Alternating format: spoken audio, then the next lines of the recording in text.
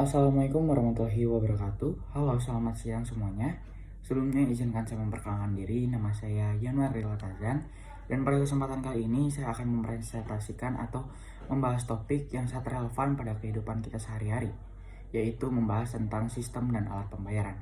Mengapa topik ini sangat relevan pada kehidupan kita sehari-hari?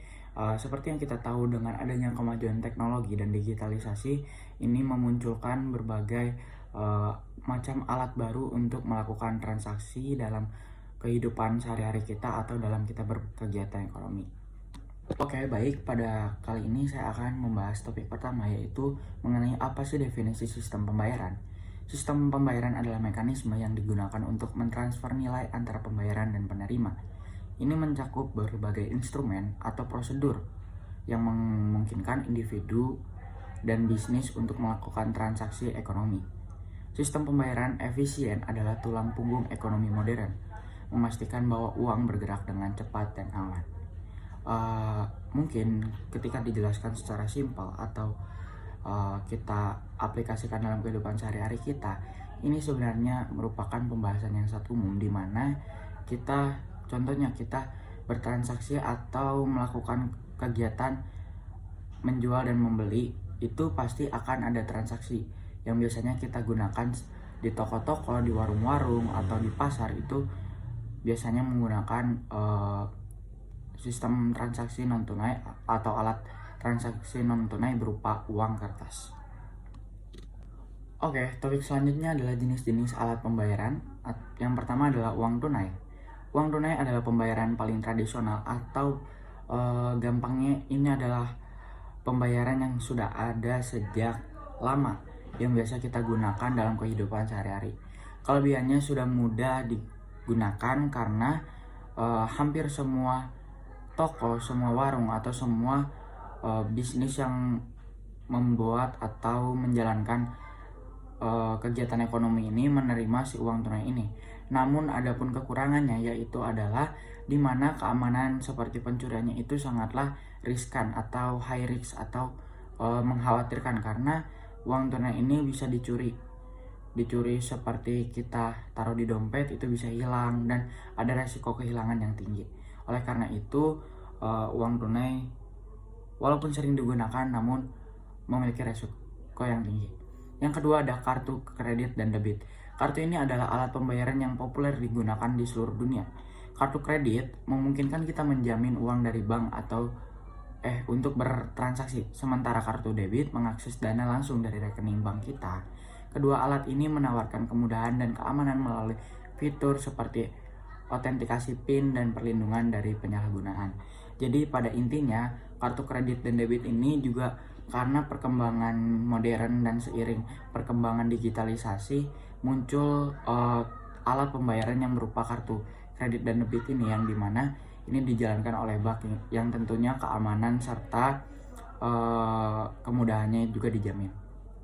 Yang ketiga ada transfer bank. Transfer bank memungkinkan pengiriman uang antar rekening bank. Alat ini sangat sering digunakan untuk transaksi besar atau pembayaran reguler seperti gaji karyawan. Keamanan dan kecepatannya adalah keunggulan utama dari transfer bank. Jadi seperti yang kita tahu bahwa sekarang juga banyak yang mentransferkan uang atau memindahkan uang dari satu orang ke pihak lainnya itu melalui bank. Kenapa melalui bank? Karena transaksinya sangatlah simpel atau praktis, dan kita juga bisa mentransaksi uang dengan jumlah yang besar tanpa perlu khawatir, karena ini akan diamankan oleh pihak banknya tersebut. Yang keempat ada dompet digital. Dompet digital seperti OVO, Dana, GoPay semakin populer di era digital. Mereka memungkinkan pengguna menyimpan uang secara elektronik dan melakukan pembayaran dengan mudah melalui ponsel pintar. Keunggulannya meliputi kemudahan penggunaan transaksi cepat dan seringkali menawarkan berbagai promosi menarik. Ini mungkin banyak digunakan oleh kalangan muda, tapi tidak menutup kemungkinan orang-orang yang sudah berumur atau orang-orang dewasa juga menggunakannya, karena kepraktisannya yang bisa kita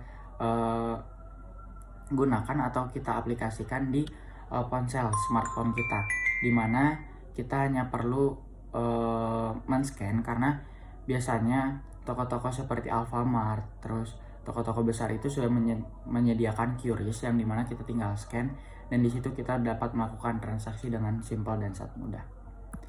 Lalu keuntungan dan tantangan dari sistem pembayaran modern meliputi kecepatan, efisiensi dan keamanan yang lebih baik dibandingkan metode tradisional atau menggunakan uang non tunai.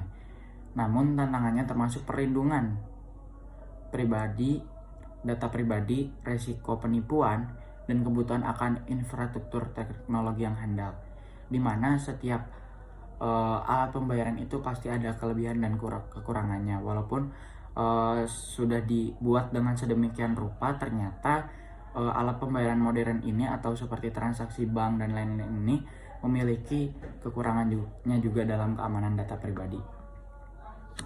Lalu topik selanjutnya, masa depan sistem pembayaran dengan teknologi yang terus berkembang.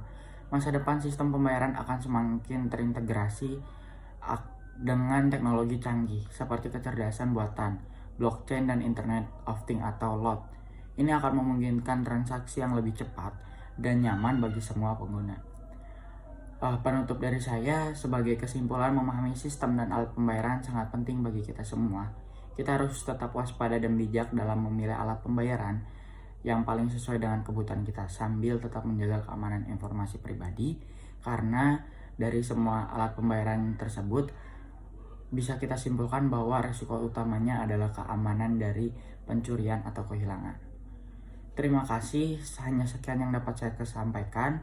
Mohon maaf bila ada kekurangan dan kesalahan kata.